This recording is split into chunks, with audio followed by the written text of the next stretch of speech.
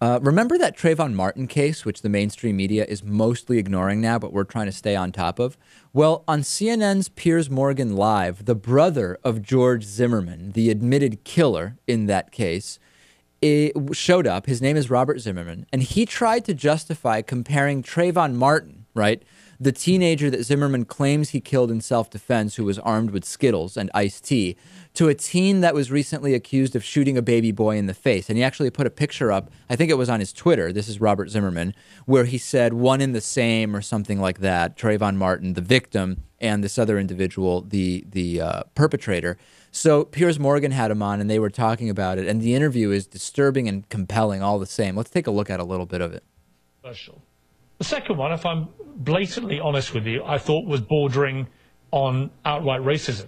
Right. It seemed to me that what you were saying was, this is why young blacks are risky.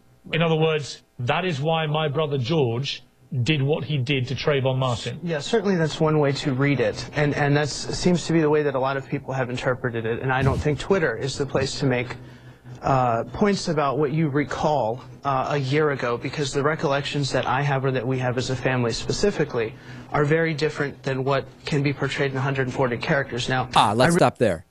If Twitter is not the place to bring in recollections of things that happened a year ago, why are you doing it on Twitter based on your recollection of what happened a year ago being similar to what happened with this kid who shot a baby in the face? It seems that if other people aren't supposed to be doing it, he shouldn't be either. And I guess he's kind of saying it was a mistake, but very weird. Let's continue watching. I realize those were controversial and offensive, and I did publicly apologize for them. I don't think it was the right thing to do that way.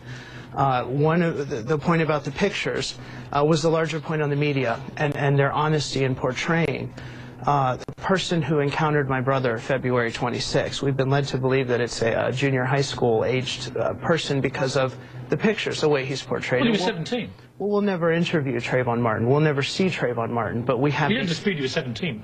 No, of course not, Piers. I'm not gonna so you're talking about a young 17-year-old boy, well, who had gone from his father's house to buy some Skittles from a store. Okay, so now we're back to the Skittles from the store. Here, let me explain. We're not back to that, but the reason why I want to take you back to that is that when... All right, so I think we kind of get a sense. It's uncanny how this type of disingenuous, disconnected, almost sociopathy seems to be possibly hereditary or genetic, Lewis. Robert Zimmerman has that same calm, listen, I'm talking about the fact that my brother may have murdered someone unarmed, a kid in cold blood, but let's be calm, Lewis. This is just like talking about if you got into a little fender bender outside, you know, just going home from work. It's all the same. We're very calm. Piers, let's talk about it rationally. Maybe Twitter wasn't the right place to make the comparison between an innocent victim and a kid who shot a youngster who shot a baby in the face. Maybe it wasn't the right spot, but let's stay very calm. These are just normal things, Lewis. Yeah, his demeanor is pretty strange, and you definitely get the vibe that there is some racism, some underlying racism. I mean, right. I mean, what else really? What else could that tweet possibly? What else did those two individuals have in common other than race? I can't think of anything. Right. I mean, let's compare. We should be discussing the difference between flipping off a camera, which both of them did, and actually being killed by a self-appointed vigilante who shoots an unarmed black teenager with Skittles. I mean, just the comparisons make no sense. And he says it's a point about media. He's doing media analysis, Natan. Robert Zimmerman is a media analyst. Yeah, it's really weird. He has this combination. It almost seems like he isn't related to the family.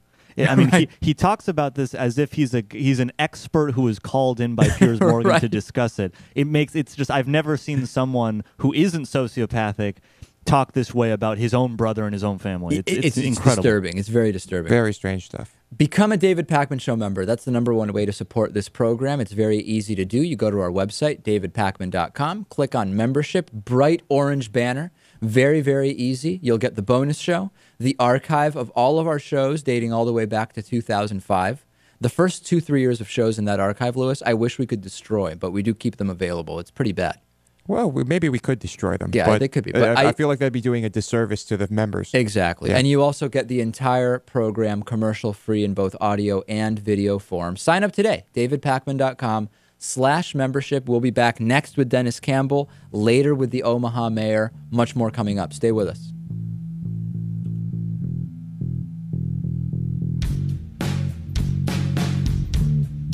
The David Pakman Show at davidpakman.com.